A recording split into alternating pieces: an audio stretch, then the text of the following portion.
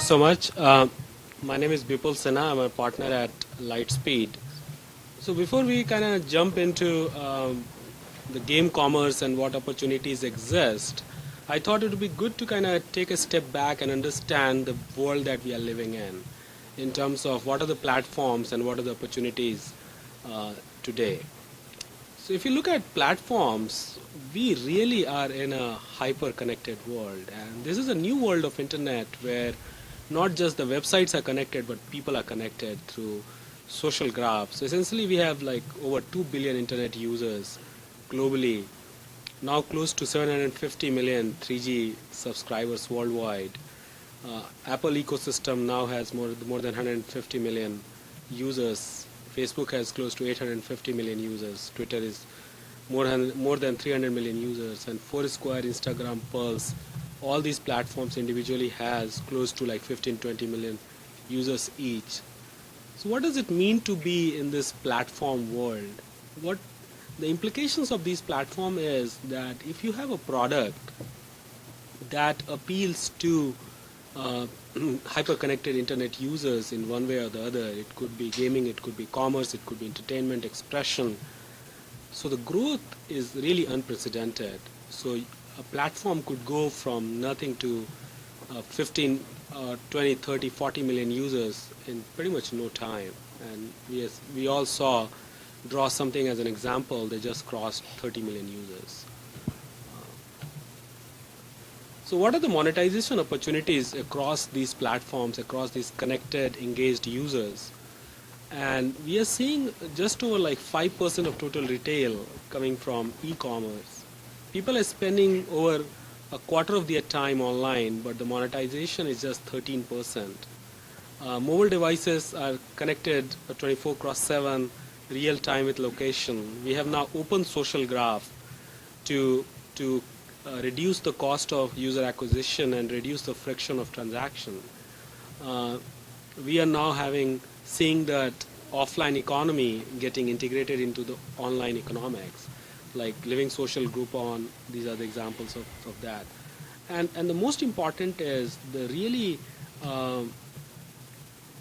anybody with $50 can buy media on the internet, and that is, I think, is the biggest revolution, where the middleman is like kind of gone. You don't have to go to an ad agency, or you don't have to go to a big PR firm to be able to buy media. You can buy media as a user in a pay-as-you-go model. So jumping into social game users, if you look at Facebook, and I'm taking Facebook as a proxy for the internet, so more than half of the users who visit Facebook play games. And this is a pretty significant development. I mean, these users are not users who are hardcore gamers or who have had any kind of gaming experience. These are moms in Toledo or a grandma in Kansas who used to do something else in the afternoon. Now they have found time to do social gaming on Facebook, because it's a kind of entertainment for them. They get a sense of achievement by gaining level up in the games, and it fulfills their intrinsic need for reward, recognition, being able to socialize their achievements. So this is not a fad that is going to go away. I mean, I think we are living on an internet where internet is about expression, about fulfillment, about connection, being able to keep in touch with people that we want to. If you look at worldwide gaming market, and if you just look at the digital games, they have grown from like 3.2 to $19 billion. That's a pretty steep growth, and it includes partly the virtual currency, the virtual goods and other transactions, but purely on digital gaming, this market is like accelerating. So in terms of like how do these kind of games or engagement platform, as I call them broadly, monetize? So in the first generation monetization around gaming related to commerce was lead generation, where companies such as TrialPay and OfferPal Media created a direct response platform where they found gamers in the compulsion loop where they wanted virtual currency, and lead gen was a way to gain virtual currency. And then people created enhanced experience within games where you could buy a better car, better shoes as virtual goods.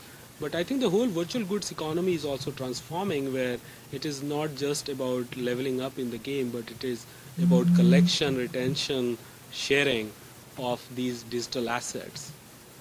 And then the new segment of gamers are evolving around social media. There are more hardcore gamers who used to install the PC gaming products. Now they are coming onto the social media and using social as a player discovery mechanism to be able to have interesting social games which are more hardcore in nature.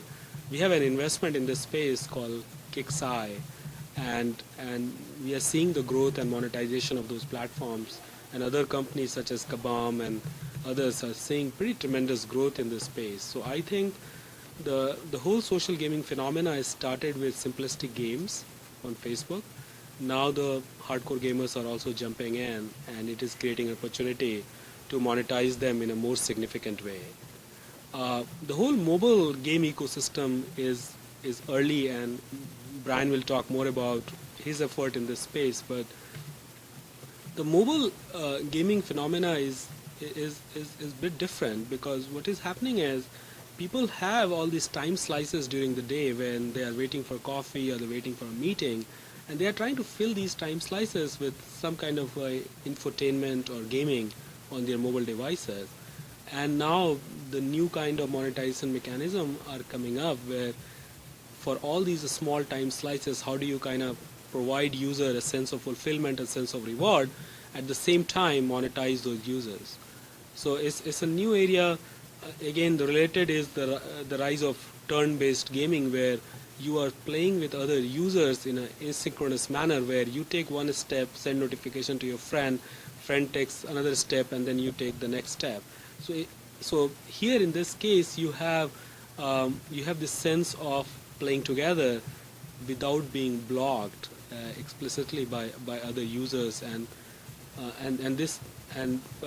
draw something as an example, as well as other word with friends are examples of these kind of gaming coming up, and they are also creating new kind of monetization opportunities. And finally, I think the big area that I feel is early but evolving really fast is skill-based gaming. So chance-based gaming is illegal in this country, but skill-based gaming is not. And we have seen some early success in the skill-based gaming. You might have heard of this company called Bring It that recently got acquired, and King.com is doing very well.